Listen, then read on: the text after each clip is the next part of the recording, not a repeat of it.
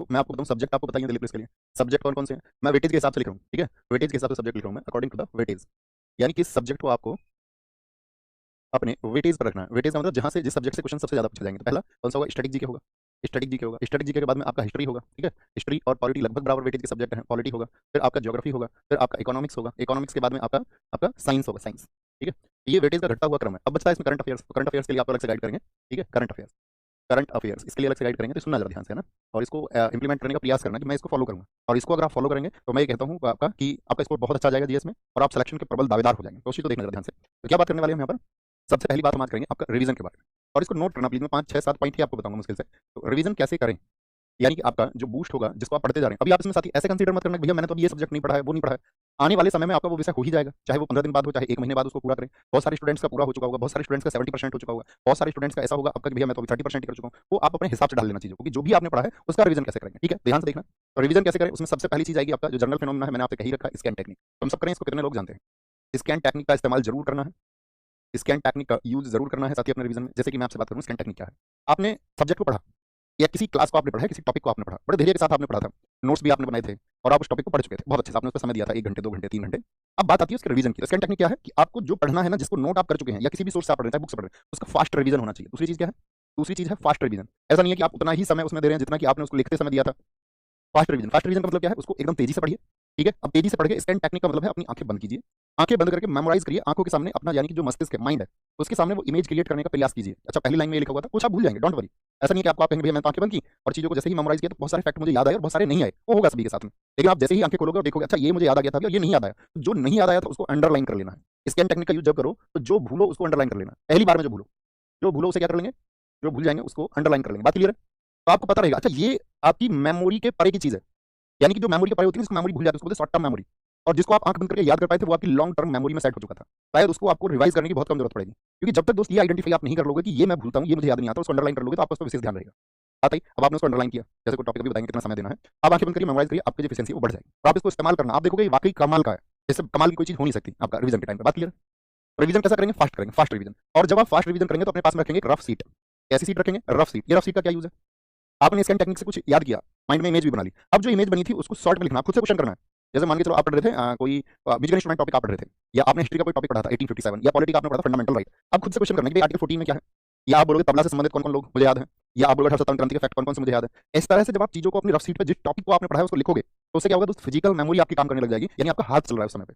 और यदि याद करते समय आपका हाथ चल रहा है तो इसका मतलब आप जागृत अवस्था में हो, क्योंकि रिवीजन के समय पे आप कभी भी नोटिस करना जब आप अपना रिवीजन करते हो तो नींद बहुत आ जाती है। होता है ऐसे किस किसके साथ में, हम सब करें, हम सब करके बताएं ऐसा किस किसके साथ में होता है कि रिवीजन करते समय नींद बहुत आ जाती है। ये बहुत आपका फैक्ट है, काम करता है। तो आप जब फिजिकल मेमोरी अपनी लिखेंगे, हाथ से लिखें, अच्छा ये तो अभी मैंने याद किया था, मेमोराइज किया था, और शॉर्ट में लिखना एकदम छोटा, किसी को समझाना नहीं है आपको ना, उसको बहुत सुंदर लिखना, बहुत छोटे से में, जैसे बोलते हैं ना हिंदी में, उसको घुचड़ मुचड़ लिख देना, बस आपको याद होना चाहिए, आपके माइंड में वो फैक्ट आ रहा है। बात क्लियर है, यहाँ तक की बात क्लियर है, ठीक है।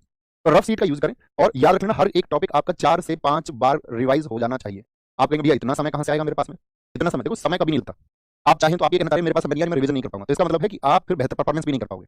तो 4 5 बार रिवीजन कैसे करें। अब आप अपने किसी टॉपिक पे आगे बढ़ रहे हैं, मान के चलो आप पॉलिटी आधा तक पढ़ चुके हैं, या आप ज्योग्राफी को आधा पढ़ चुके हैं, या स्ट्रेटेजी का आधा पढ़ चुके हैं, पूरा पढ़ चुके हैं, उस बात का कोई मतलब ही नहीं, आप कुछ तो पढ़ चुके होंगे ना। तो उस टॉपिक को आपने उठाया कि भाई मुझे जो है ये टॉपिक उठाना। अब टॉपिक कैसे उठाएंगे, तो जो रिवीजन होना चाहिए डेली 4 से 5 बार तो रिवीजन होना चाहिए एग्जाम टाइम तक। ये मैं नहीं कर रहा हूं एक ही दिन में, एग्जाम टाइम तक इस बात का ध्यान रखना कि हर एक टॉपिक आपका 4 5 बार रिवाइज हो जाए। अब मैंने कहा 4 5 बार रिवाइज करेंगे तो यहाँ सबसे इंपॉर्टेंट बात क्या है, सबसे इंपॉर्टेंट बात क्या है कि आपको डेली डेली 4 टॉपिक उठाने हैं, 4 से 5 टॉपिक उठा सकते हो आप रिवीजन के लिए, 4 5 टॉपिक रिवीजन के लिए। अगर आपने दोस्त इसको फॉलो कर लिया ना, मैं कहता हूं तुम कमाल करोगे, और जिस दिन सिलेक्शन हो उस दिन बोलना इस बात को कि मैंने इस तरह से रिवीजन किया था, जैसे आपने मुझे बताया था।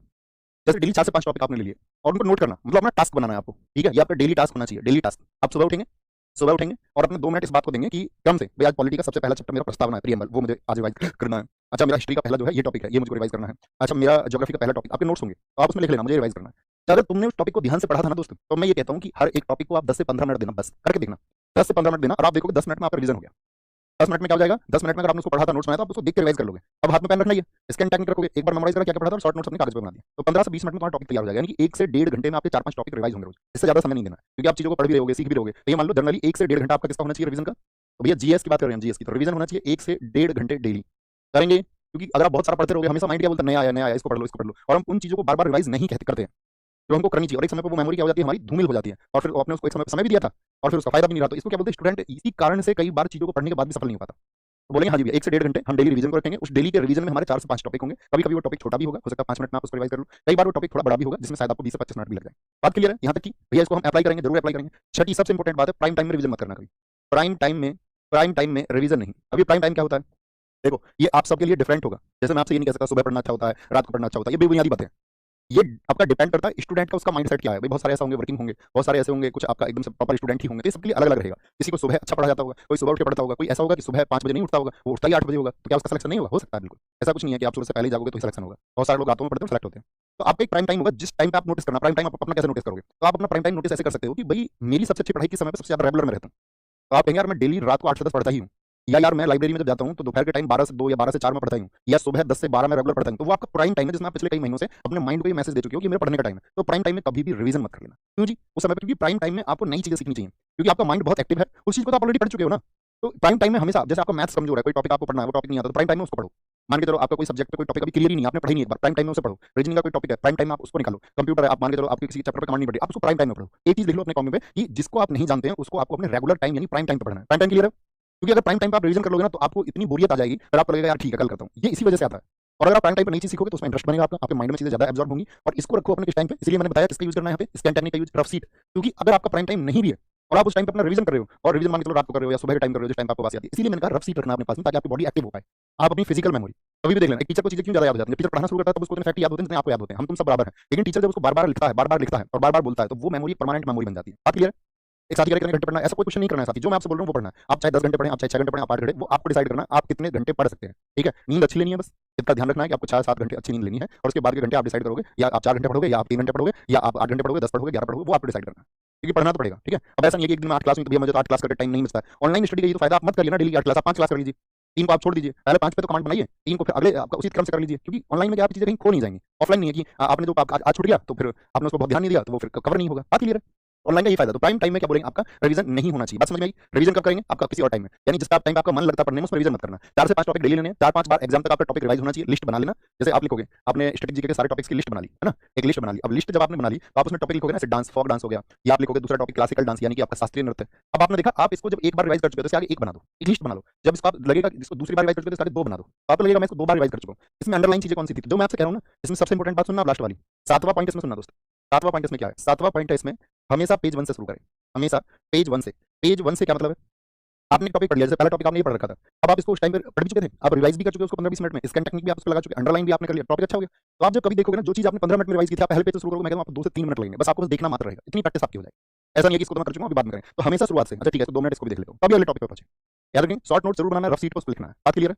बात क्लियर है दोस्त? बताएंगे एक बार, ये मुझे आपको समझाना था। अब अगली बात क्या बची? तो यहाँ आपका टॉपिक सीख लेंगे सब। हिस्ट्री में कौन-कौन से टॉपिक्स हैं हमने पढ़ा, हिस्ट्री, पॉलिटी में सर ने क्या-क्या पढ़ाया, ज्योग्राफी में क्या पढ़ाया, इकोनॉमिक्स में क्या पढ़ाया, साइंस में क्या पढ़ाया, एक-एक टॉपिक आज मुझे रिवाइज करना है। बात क्लियर? स्ट्रेटजी वीडियो में आपके अलग से भी बना चुका था यूट्यूब पे। बात करते हैं करंट अफेयर्स की।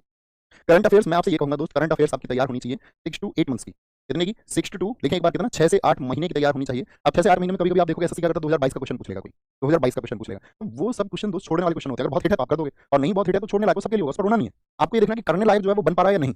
जो ना बनने लायक वो किसी के लिए नहीं, वो कंपटीशन का हिस्सा ही नहीं होता, वो आपके सिलेक्शन को वो क्वेश्चन कभी नहीं रोकता, वो सबके लिए समान है। आपके सिलेक्शन को रोकेगा कि जो करने लायक था वो आपने नहीं किया, तो वो है 6 to 8 मंथ्स का। मैं आपसे कहूंगा करंट अफेयर्स आप कैसे कर ले, मंथली कर ले, मंथली करंट अफेयर्स, ठीक है? कि भाई हमको जब एग्जाम होगा उस महीने के हिसाब से आप देख लो पिछले 6-8 महीने कौन से हैं। अच्छा मेरा अभी तो मुझे मार्च का भी मंथली करना था, तो 2-3 जगह से कर लिया मंथली, ठीक है? और अगर आपको ये कि मैं डेली करंट अफेयर्स लगाता हूं तो उसको स्पीड मोड पे लगाया करो हमेशा, मेरा कहना ये है, ओके? तो मंथली करंट अफेयर्स ये आपके लिए बहुत जरूरी है। इसको कर लेना, और आपको उन चीजों को आप बार-बार रिवाइज कर लेना, 2-3 सोर्स से कर लेना उसको, और इतना ही उस पर ध्यान लगाना, उससे ज्यादा नहीं, क्योंकि